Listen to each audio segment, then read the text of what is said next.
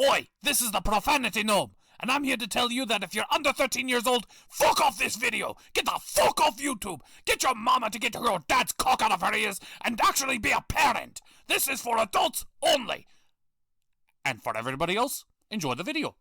And don't forget to like and subscribe and comment below what you think, you fuck buckets. To stand out among the crowd, even if I gotta shout out loud, till mine is the only face that you see. Gonna stand out till you notice me.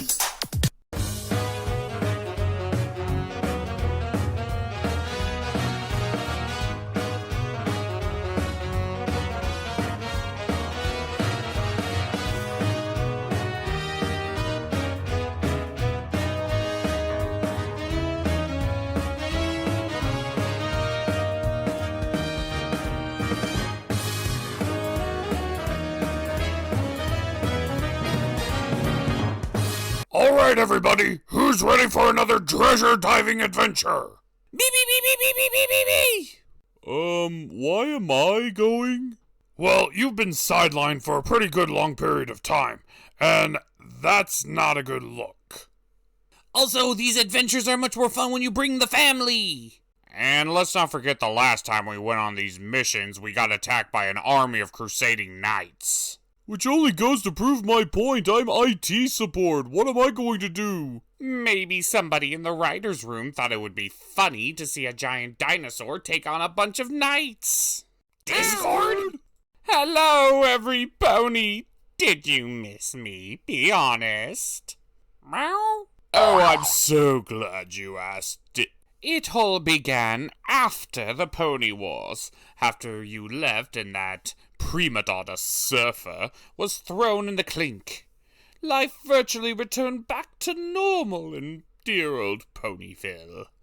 And it continued to be normal. No adventures, no excitements, no thrills. Just the same normal day after day after day after day. And soon I began to realize I've become complacent. And then I got your call. When I heard that you were throwing a get-together in the Animaniacs fandom, and you wanted me to bring everybody, I was over the moon. But at the party I realized something. The world is so much bigger than the Brony fandom. Even though I enjoy my tea with my little Fluttershy, there's just so much world out there, so much chaos to wreak, so much interesting stories to tell, so many people to annoy. The spirit of chaos is the spirit of chaos. Why wouldn't I want something like that? That's why I'm going on my own adventure! Can you believe it? Hey, now we're gonna be seeing more of you, Discord. Precisely. This is the missing links of Moonshire. The episode begins with a montage reel. Since they're the most richest ducks in the world, naturally they must have the richest of hobbies. And in this case, Scrooge McDuck's richest hobby is going golfing in the most exotic locations in the world. Only to have his arch-rival, Glomgold, following up the rear. Yep, these two are combatants in the game of golf. A true Scotsman tradition. And now, they are about to take part in yet another game of the world's most... I'm not even going to... It's golf. They're going to go golfing. And while Webby has the spirit, though maybe a little confused, it's actually Dewey who's got the fortitude to want to actually play the game with his uncle.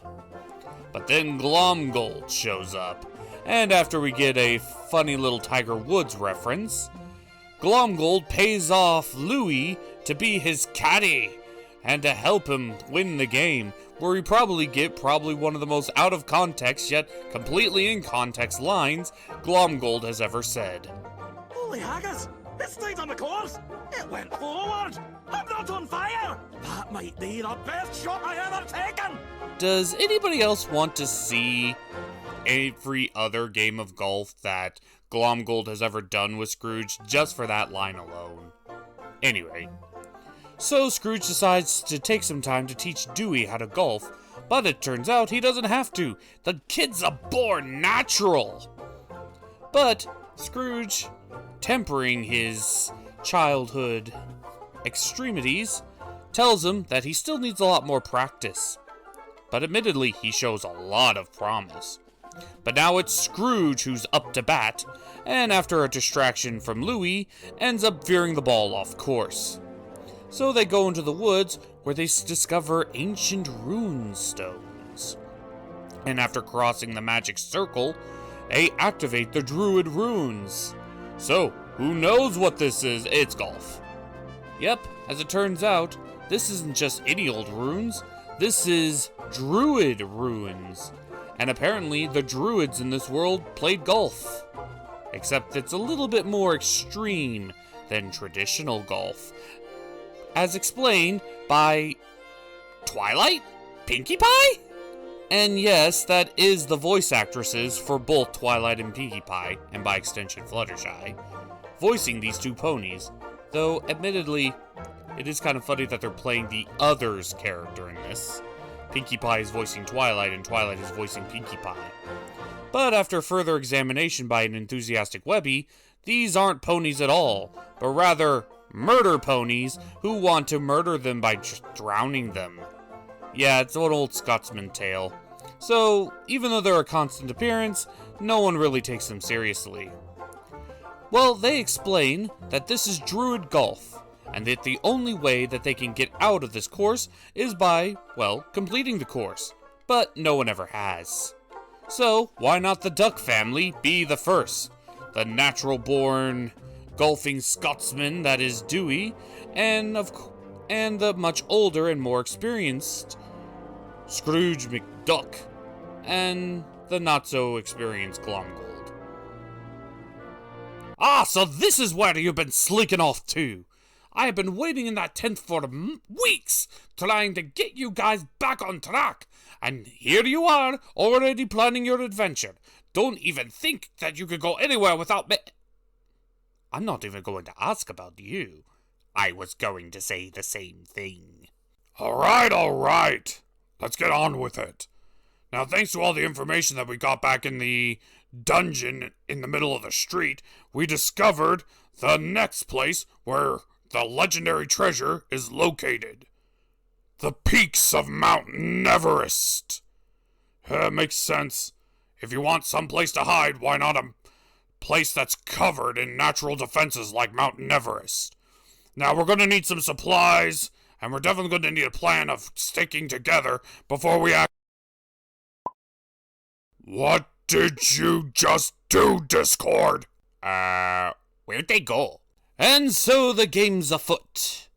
Scrooge tries his best, but ultimately, the course seems a little bit harder than what he's used to. And if Scrooge can't do it, Glomgold definitely can't. But despite all of his efforts, Scrooge just can't seem to get past this one hole. But then Dewey takes over, and his wild swings manage to have just enough power to get him a hole-in-one. And while this should be a good thing, Scrooge begins to show a little bit of jealousy. And that continues to be a pattern. Scrooge is failing the Druid Cup, while Dewey is succeeding on blind talent alone. Glomgold does his best, but Dewey is showing him no support or interest without payment. And the Kelpie, yeah, that's what the ponies are called, keep trying to murder them, just one after another.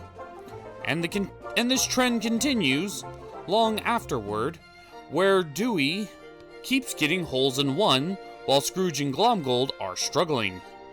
Then, Scrooge finally hits his breaking point. And Dewey exclaims, he's naturally good, just let him play. And Scrooge says, our lives are on the line.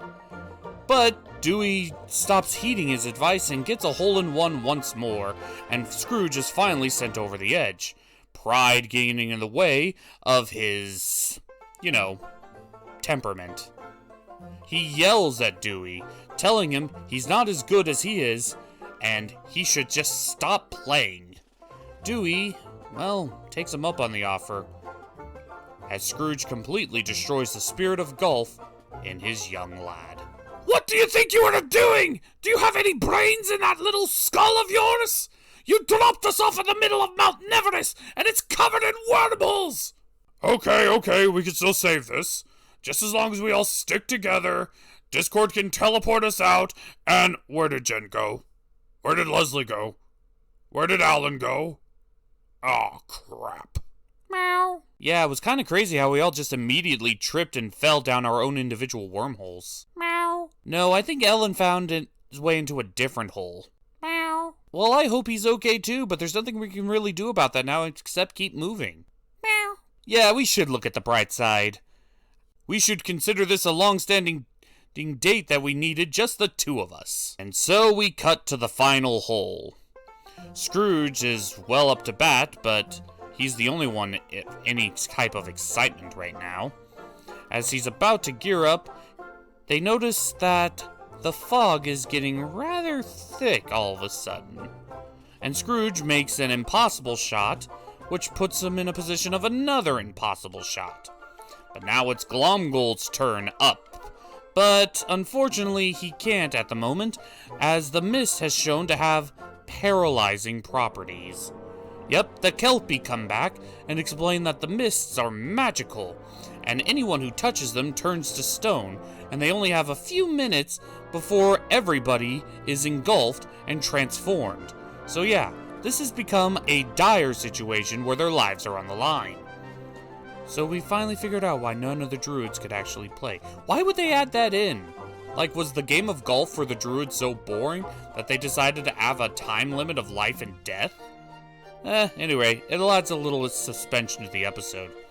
So the ducks form a tower of ducklings in order to try to help Scrooge get to the last ball. But the shot is so impeccably impossible, Scrooge is forced to admit that he doesn't have the gumption in order to make the shot. But Dewey's natural talent does. His natural wild shot has been dominating the course from the beginning, so it makes sense for him to make the shot in order to save all their lives. Dewey is hesitant, but Scrooge tells him he believes in him, and so that's enough for Dewey to make the shot. With one wild swing later, he manages to succeed, hole in one, just in the nick of time. How could they tell me no? I offered them everything. I offered them money. I offered them resources. I offered them their own studio. I offered them the entire world. How could they turn that down? How could they turn me down? Gosh, Dickney, I don't know. Maybe they just don't know what they're actually turning you down for. Telling me no, wait. That's it! Of course! They don't know what they're turning down! Of course, it all makes sense. After all, that squirrel did seem pretty dumb. They just need a little bit of the old razzle-dazzle, a little fireworks display, and poof, they'll be begging for a chance to sign contracts with me. And just to make sure of this, to me, my Disney army, I, Dickney Mouse, invoke your contract! Come to me with your marching orders. Yet they're being trying so hard to turn down.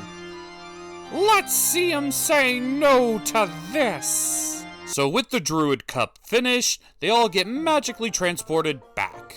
Scrooge says that he's proud of Dewey for making that shot, and thus they are both rewarded the coveted title of the Druid Cup Champions by the Kelpie. And so the Kelpie, after that, fuck off back to the My Little Pony fandom. And Glomgold is once more screwed. Scrooge is congratulating Dewey on a job well done, and that he's got the makings of a true golfing Scotsman in him yet, and it all ends with a gag from Launchpad, mistaking the golf balls for eggs.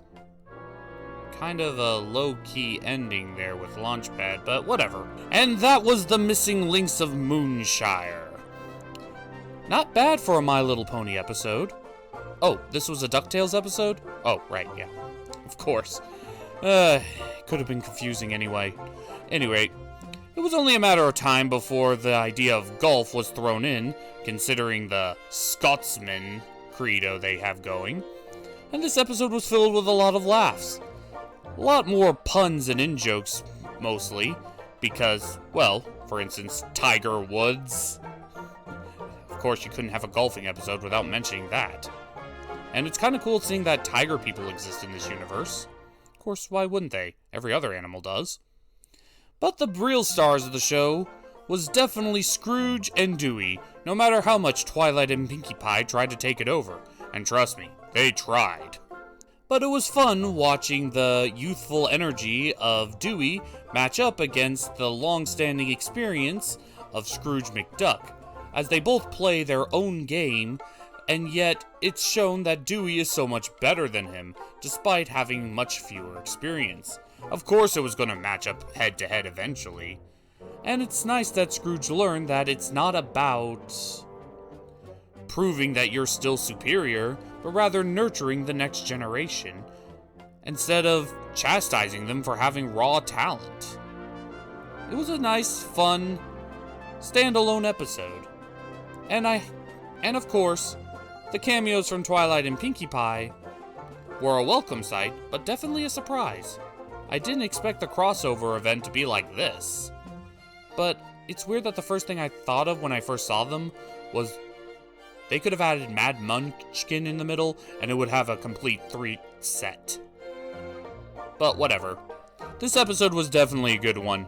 Definitely going in the Hall of Fame of really good episodes of DuckTales, which is not as an exclusive club as you might think. So, with that being said, we're the Cartoon Gentlemen.